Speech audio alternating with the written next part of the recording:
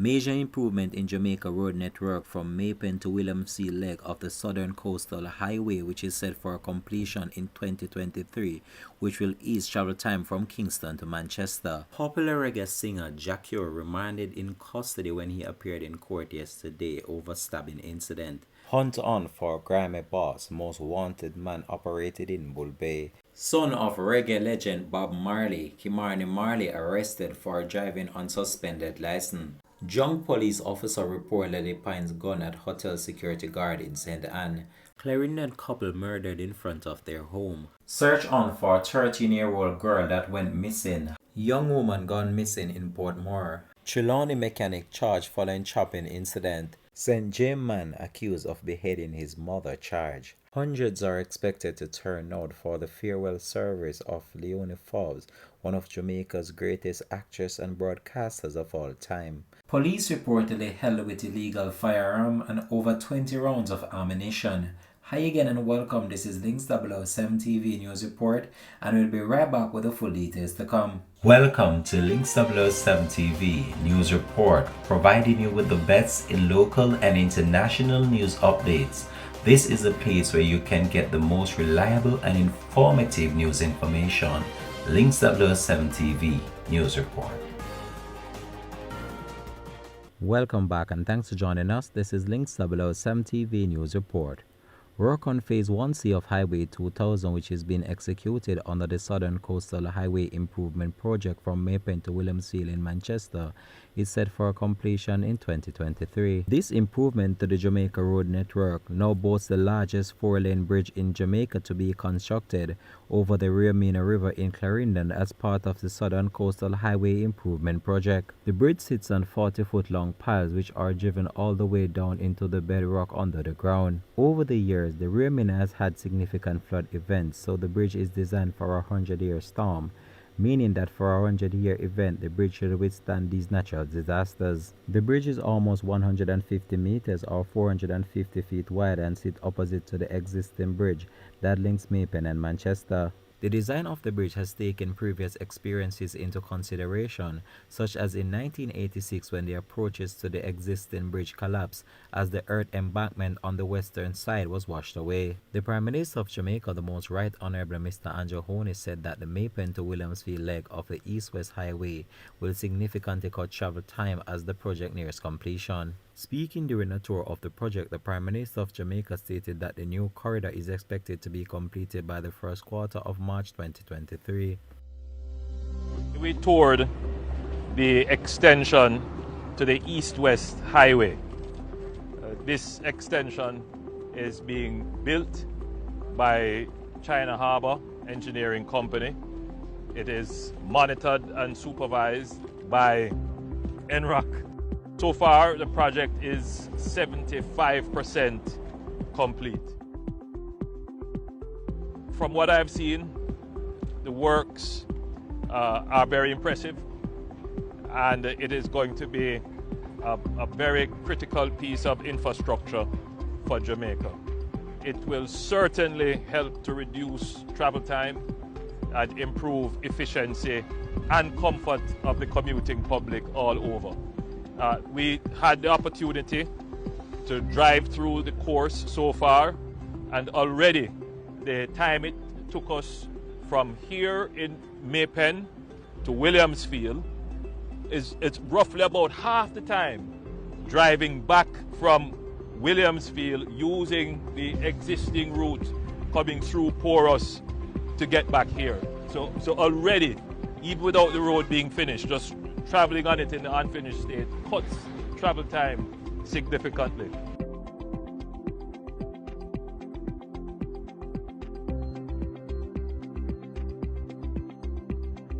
The Prime Minister also stated that the government is making plans for a new corridor that will go around Spur Tree Hill in Manchester. The Prime Minister said that the network of highways will increase efficiency and productivity, but will also give the government an opportunity to treat with the rebuilding township and urban centres. In the meantime, Prime Minister Honey said that the Maypen to Williamsville Highway project shows the government initiative meant to improve the lives of Jamaicans are moving apace even amidst the external shock. He therefore assured all Jamaicans that the government continues to do its best to ensure the proper management of these projects, which provide jobs and support households across the island. The Prime Minister said that it is significant to note that some 600 Jamaicans are employed under this highway project, in addition to contractors who have provided equipment and other technical services. The construction of this new road network will include a new interchange at Clarendon Park, with a link road from the highway to the main road at the traffic signal control intersection. Two toll plazas and one administration building will also be built. The layout of the building will be similar to the one at Caymanas on the north-south leg. One of the toll plazas will be comparable to the facility at Spanish Town on the link road, while the other will be similar to the existing facility at Maypen on the main line. The work will also include the provision of street lights for ramps, interchanges on the toll plaza area, safety fences and concrete median barriers, fiber optic facilities, an emergency telephone system, and closed-circuit television system. Continuing the news, the funeral service for actress and broadcaster Leone Forbes is set for the Church of St. Margaret on Old Hope Road in St. Andrew on November 17, 2022. Hundreds are expected to turn out on this day just in order to pay their final respect to one of Jamaica's greatest broadcasters of all time. Dr. Keith Emile, former husband of Forbes, shared the details with reporters on Wednesday evening. The funeral service is set for the Church of St. Margaret in Leone at 12:30 p.m. to 1 p.m. The program will be a full sum of members of the media, theatre and performing arts, said Dr. Emile, the manager of corporate affairs at Caribbean Boilers Group. Leone Forbes, who was age 85, passed away at the University Hospital of the West Indies in St. Andrew on October 25th. No cause of her passing was given up to the publication of this report. A biography posted on the National Library website of Jamaica states that Leone Evadne Forbes was born on June 14, 1937 and grew up in Kingston as an only child. She attended St. George's Preparatory School, Marywood Elementary School, Micro-Practicing School, Kingston Senior School, Excelsior College and Durham College. Her first job after leaving school was with Sir Philip Sherlock as a typist at the University College of the West Indies. Forbes worked with playwright Barry Reckford typing his plays and at some time accompanied him to the studios of the Government Information Service, now the Jamaican Information Service, to watch the recording sessions. It was there that she got her first exposure to radio when the Jamaica Broadcasting Corporation, known as JBC, started in 1955. Forbes became an announcer. She was one of its first voices along with Dennis Hall, Desmond Chambers, Erica Allen and Beverly Anderson. Forbes had leading role in 12 pantomimes and acted in plays such as See Mama, Miss Unusual, Old Story Time and Champagne and Sky Juice. She also appeared in films such as Children of Babylon in 1980, Club Paradise in 1986, Orchid House 1991, Milk and Honey 1995, What My Mother Told Me in 1995, and Soul Survivor also in 1995. In September 2012, Leone launched her autobiography at the Little Theatre in St. Andrew. The book is a collaboration between Forbes and the university lecturer, poet, Professor Mervyn Morris. She was also honored with the Order of Distinction from the Jamaican government and the Musgrave Gold Medal from the Institute of Jamaica. Continuing the news. According to authorities, actor and reggae artist Kimani Marley arrested yesterday by the Pembroke Pines Police Department in Florida for driving on a suspended license. Corey Todd, Senior Public Information Officer at the Broward County Sheriff Office and Public Information Office, confirmed reports of the artist being arrested by the police. At the time of the inquiry, jail records show that Marley was released from custody. In the state of Florida, the first time you are caught driving with a suspended license is a second-degree misdemeanor, and that can come with 60 days jail time sentence and a fine of $500 US. A second offense could put you in jail for up to a year with a fine of $1,000 US. If an offender gets third conviction, it could result in a third-degree felony charge. The penalty is up to 5 years in prison and $5,000 US fine. Marley notably starred in the 2002 movie Shutters, among many others. In 2001, he received a Grammy Award nomination for his album Many More Roads. Continuing the news. The police have listed 29-year-old Nesta Morrison, otherwise called Bigger Crime or Grammy Boss, as one of the most wanted men who have been wreaking havoc in the 11 Miles area of Bull Bay in St. Thomas. In a release on Friday evening, the police said that a major operation by the Joint Anti-Gang Task Force is underway in the area to apprehend Morrison and his associates. The police described him as the leader of the Tankwell gang and said that Morrison is considered to be armed and dangerous and has been linked to multiple incidents of major crime including murder, shooting and arson. The release also said that he is also wanted for shooting at a police team some time ago. Morrison, who the police said has been listed as wanted several times before, is being urged to turn himself into the security forces immediately. Additionally, the security forces are warning that if anyone who is associated with Morrison and is harboring him at their residence will be prosecuted to the full extent of the law once found to be involved in such illegal activities. Anyone with information on the whereabouts of Nesta Morrison is being asked to contact the police at 876-224-4483, Crime Stop at 311, the tip line at 811, or the Jamaica Defense Force tip line at 876-387-8888. Continuing the news. A man who was shot on Tambourine Avenue, Kingston 10 on Wednesday has been identified as a businessman who was reported missing that same day. The deceased man has been identified as 38-year-old Kamar Barrett, a caterer from Arnett Crescent, Kingston 10. Reports from the Halfway Tree Police are that at about 10:05 a.m. on Wednesday, residents stumbled upon the body of the unidentified man in the area and alerted the police. When the lawman got to the location, the man's body was seen on the roadway with what appears to be a gunshot wound to the back of the head. He was taken to hospital where he was pronounced dead by the doctor on duty. Also on Wednesday, a missing person report was filed for the businessman. He was later identified as the man that was found on Tambourine Avenue. The police have not yet established a motive for this killing. The deceased man's mother said that the wife contacted her by phone later that day.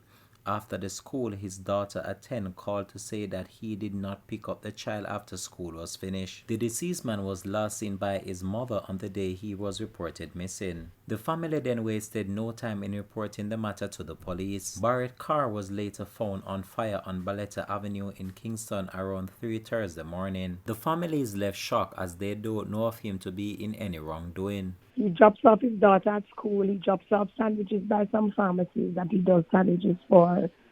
And he comes by me, and then he would leave to go buy a garage. He buys and sells motor vehicles. He buys them, like damaged vehicles, repair them, and then sells them back.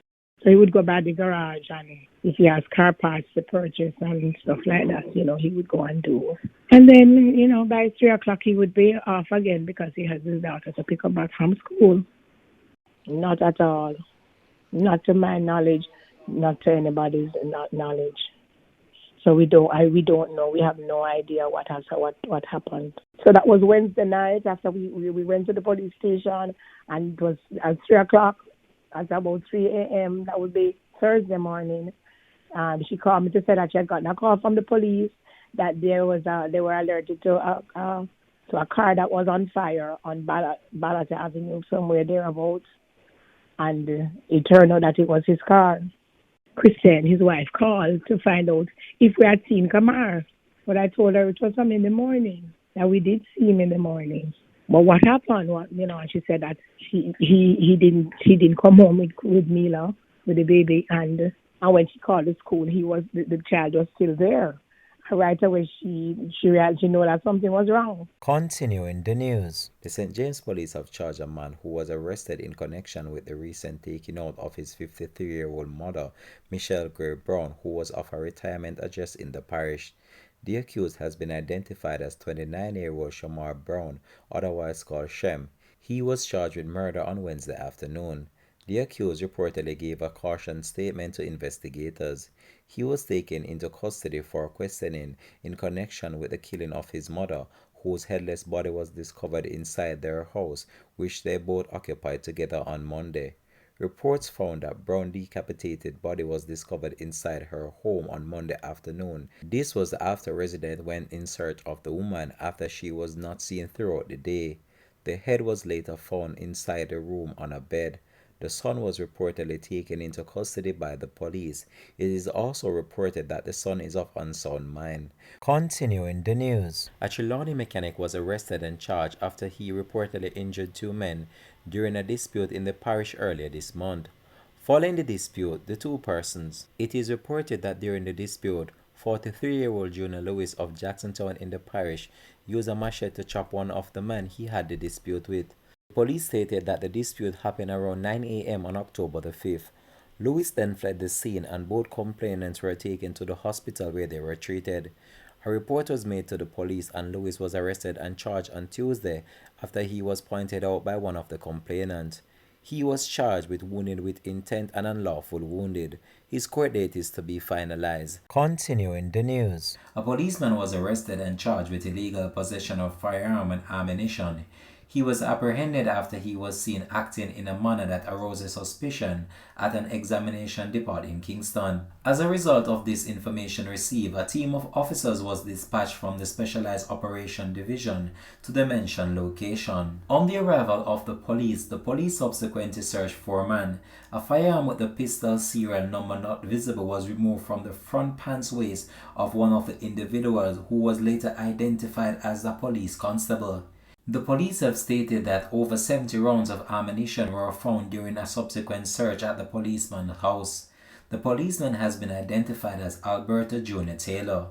Reports are that on Friday, April 28 at around 1:30 p.m., law enforcement recovered information that a group of men were seen at the examination depot in Swallow Field with a firearm acting in a suspicious manner. As a result of the information received, a team of officers were dispatched from the Specialized Operation Division to the mentioned location. On arrival, the police subsequently searched for men. A firearm with the pistol serial number not visible was removed from the waist of one of the individuals, who was later identified as a police constable. He was subsequently escorted to the Specialized Operations Center, where the firearm was examined and found out to contain one magazine with 59mm rounds of ammunition and one in the chamber.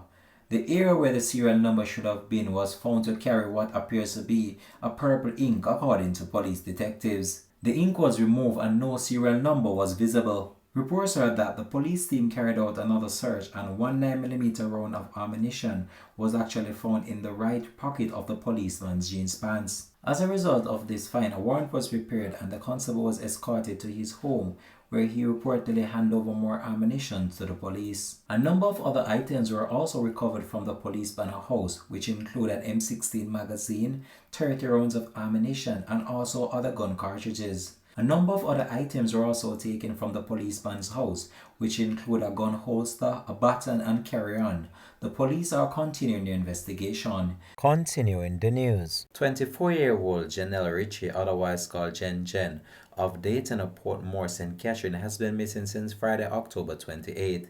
She is of dark complexion, slim build, and about 160 centimeters, or 5 feet 3 inches tall, and has a small lump on the wrist of her right hand. Reports are that Janelle was last seen at work at around 4 p.m., dressed in a dark and white blouse, a brown skirt, and black shoes. She has not been seen or heard from since. Anyone knowing the whereabouts of Janelle Ritchie has been asked to contact the Portmore Police at 876-989-2422, the police 119 emergency number, or the nearest police station. Continuing the news. An Ananda alert has been activated and a search is on for 13-year-old Christine Weathers, otherwise called Chrissy, of Havey Road, St. Andrew, who has been missing since Sunday, October 23rd. She is of brown complexion, stout built, and around 165 centimeters, or 5 feet 5 inches tall. Reports from the Hunts Bay Police are that Christine was last seen in Portmore, St. Catherine, wearing a pink blouse, black tights, and a pair of multicolored slippers, with a black knapsack bag. She has not been seen or heard from since. Anyone knowing the whereabouts of Christine Weathers is being asked to contact the Hunts Bay Police at 876-923-7111, the 119 police emergency number or the nearest police station. Continuing the news. Popular recording artist Jakieo will continue serving his 6-year sentence for attempted manslaughter in Netherlands, a judge ruled yesterday. The singer appeared in court for a pro forma hearing. He was scheduled to return to court on January 24, 2023. Yesterday there was a pro forma hearing. There was no news at this point. The suspect in detention, Tesha E's press officer at the Public Prosecution Office to the Court of Appeals in Netherlands, told reporters. According to Dutch law, inmates have to attend a pro forma hearing while awaiting a court date for the actual trial. Therefore, a judge has to decide about the incarceration, whether to keep the suspect incarcerated or not, every 90 days. In March of this year, Jakieo, who is aged 43 years old, real name Sikachur Alclock, was acquitted of attempted murder charge but convicted of a lesser offense of attempted manslaughter. The charge stemmed from a stabbing incident. Jakieo reportedly stabbed a promoter over unpaid money in October 2021. Following the sentence, Dutch prosecutors appealed to the court against the acquittal of the attempted murder charge. There is still no hearing date scheduled yet for a new trial, so Jakieo could find himself with a longer prison sentence if prosecutors have their way. In the meantime, he is sitting in limbo. Jakieo is no stranger to the criminal justice system, as he had several brushes with the law before. He was convicted of rape and illegal possession of firearm in April 1999 and served an 8-year of a 15-year prison sentence. He was released in 2007. The international recording artist Jakieo is known for hit songs such as Longing For in 2005 and True Reflection, Prison Walls. His album in 2015, The Cure, which included songs such as That Girl, Rasta, and The Life We Live, earned him a Grammy nomination for Best Reggae Album in that year. Links 007 TV will continue to track this story and provide you with the latest information to come on this. Thanks for watching.